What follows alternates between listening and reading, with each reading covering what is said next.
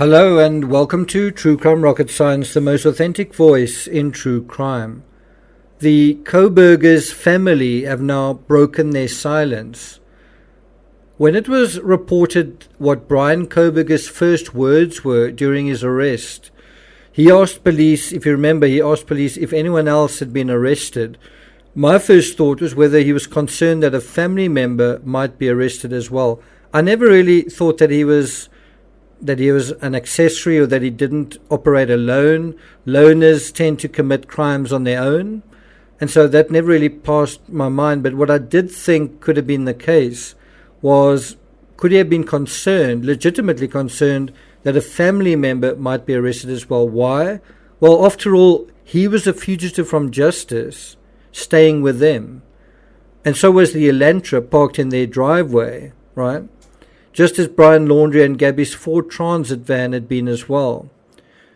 Also, wasn't it national news in America? And why wouldn't Brian's folks be paying attention to a huge crime, a huge story that was sort of at ground zero, less than 9 miles from where their son lived?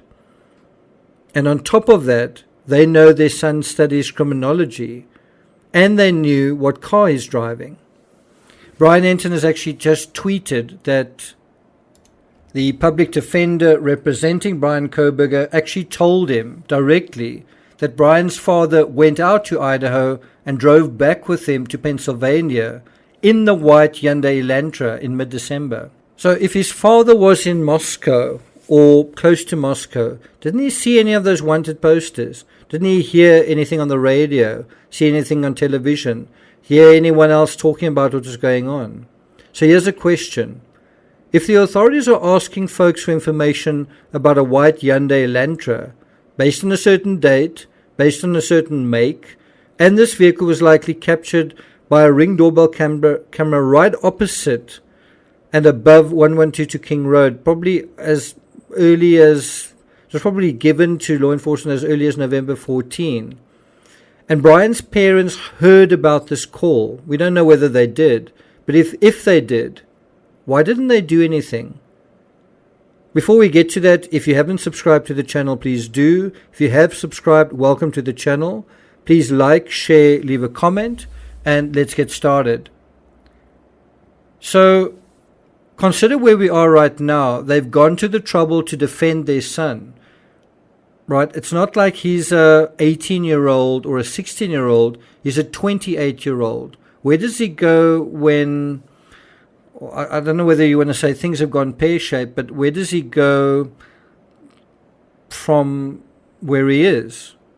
Not to his own home, but to their home, just like Brian Laundrie did. And I think one's got to ask the question, if they've gone to the trouble to defend their son, to have a statement come out fairly quickly, did they also go to the trouble to raise a paw and say, oh, hi, we have an Elantra, it's parked in our driveway, just by the way?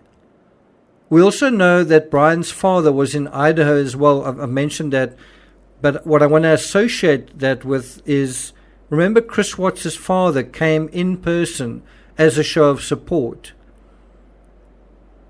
So again, we've got to ask the question, didn't his father see any of the posters or hear any of the news while in Moscow? Maybe they weren't in Moscow, but surely the news reached 9 miles away.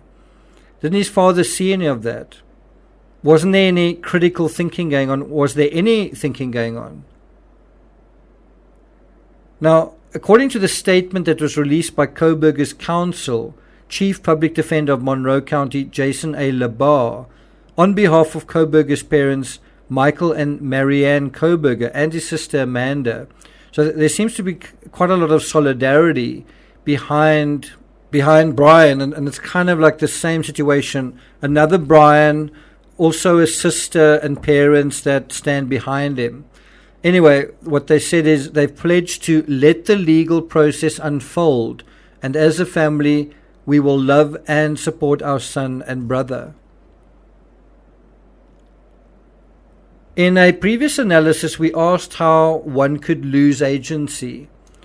It's possible if you are brought up too mollycoddled, with parents doing too much for you, overprotective parents, that you can end up being a mama's boy, or basically a kid that doesn't know how to behave appropriately when he's sort of cut loose, when he's off on his own in the real world.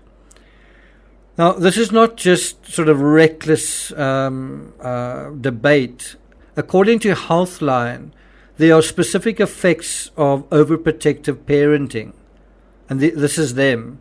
Unprepared children, deceptive children, dependent, unconfident children, fearful children, and also entitled children. So in terms of the deceptive aspect, it says here, according to the Healthline website, quote, if your child feels suffocated by your very hands-on approach, maybe your too hands-on approach, they may actually start to tell lies. If they feel unable to face the pressure of unrealistic expectations or strict rules, they may twist the truth to manipulate the outcome and change your anticipated response. In terms of dependent, unconfident children, there was a survey done in 2013 that came out of the University of Mary Washington in Virginia. And that survey found that children of helicopter parents were actually more prone to anxiety and depression in their late teens and college years.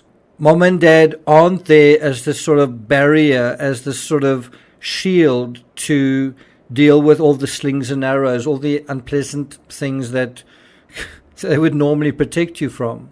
In terms of fearful children, Healthline says the following: if you stop a young child from doing the things that may have negative but relatively harmless outcomes, they may become overly scared of trying new things. They may worry that they're going to get hurt or rejected and eventually shy away from experiences. And so you can kind of have a situation where someone would prefer an academic experience of life, an indirect, a theoretical experience of life, because life itself is just too scary. And I think Kohberger's mother has a sort of a teaching affiliation. Now, like the Laundries, the Kohbergers have issued a statement via their son's lawyer. They've said, quote, we have fully cooperated with law enforcement agencies in an attempt to seek the truth and promote his presumption of innocence rather than judge unknown facts and make erroneous assumptions, the statement continued. Well, I wonder whether judging unknown facts, what about judging the known facts, like the vehicle? The vehicle that his father was inside on the way home. It's a valid criticism, isn't it? I mean, it's a valid question. Do you remember until a few days ago we heard the cops saying, this was before Brian was actually caught, someone knows something. And it was specifically regarding this vehicle. Can someone come forward who knows something about this vehicle? And we presumed maybe it was a fraternity battening down the hatches or someone from out of town. But it turned out it wasn't even more than a fraternal situation. Wasn't it a paternal and maternal one?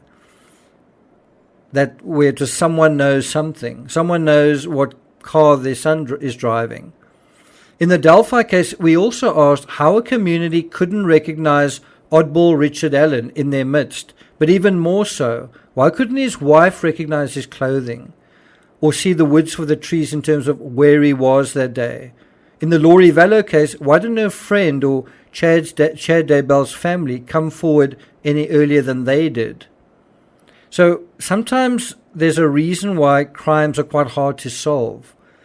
It's because the people around them either aren't thinking or aren't doing what they really should be doing. They're not really acting as the kind of conscience that a particular case needs. One reason crimes are committed is because doting parents allow their kids to get away with murder, figuratively. We saw this scenario very recently in the Gabby Petito case with Brian Laundrie. We saw Chris Watts' folks support him. It raises a very troubling question, this idea of family members not coming forward. Did they have a role, not directly of course, but in the family culture of raising, of rule setting, of mollycoddling, of ultimately making a murderer? Jeffrey Dahmer's father felt responsible for creating a monster. What created this one? Who created this one? Thank you for listening, and I'll see you guys next time.